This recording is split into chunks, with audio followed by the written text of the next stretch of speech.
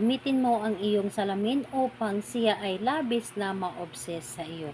Hello mga guys, kumusta kayo? Panibagong araw, panibagong video na naman tayo. And sa araw na ito, isa na lang video ang aking tuturo sa inyo na simpleng gabay o simpleng pamamaraan na makakatulong sa atin. At bago ang lahat, gusto ko lang mo-disclaimer sa mga taong hindi naniniwala at hindi gusto ang mga kagaya nitong video. Please skip this video at maghanap kayo ng videos na gustong gusto nyo dahil ang video na ito ay para lamang ito sa mga taong naniniwala and gusto mag-try. Sa lahat po ang mga nagko-comment dito sa aking video dito sa loob ng aking channel, mag-ingat sa lahat ng mga nagre-reply sa inyo na dinadala kayo sa kanilang WhatsApp and Imo app upang makaiwas po tayo sa scam.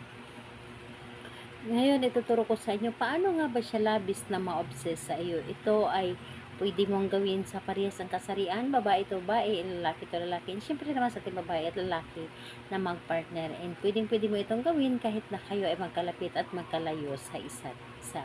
So, dito ituturo ko sa inyo kung paano ito gagawin. So, dito is kailangan mo lamang dito maghanda ng ating gagamitin. So, kailangan mo lamang dito maghanda ng iyong salamin.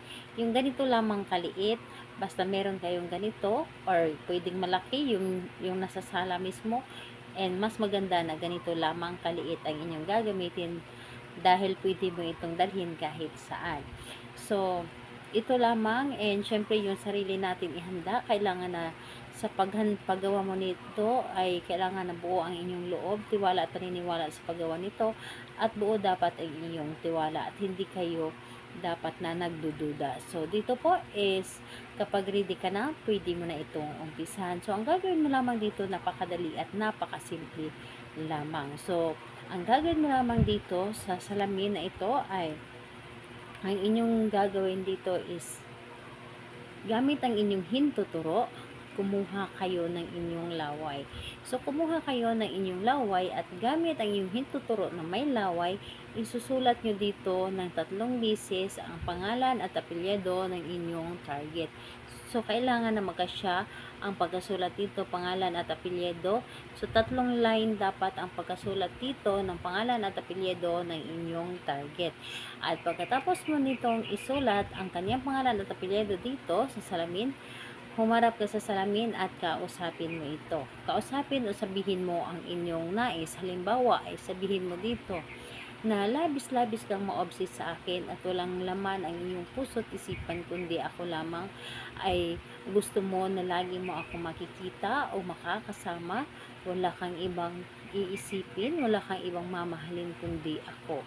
Wala kang kaligayahan kundi ako. So, lahat na gusto mo sabihin mo na dito. So, wala akong problema kung lahat ay sabihin mo dito. So, lubos-lubusin mo na ang inyong nais na sabihin dito. Basta ang importante ito ay mga maganda lamang o mga positive lamang. So, pagkatapos nun, ang salamin na ito ay itago mo lamang ito kung saan na pwede mo itatago. Kung ikaw naman ay babae, syempre, lagi kang may dalang salamin kung saan ka magpupunta o ilagay mo ito sa iyong bag, dalhin mo ito parati para lagi kanya may iisip at lagi siyang ma-obsess sa iyo.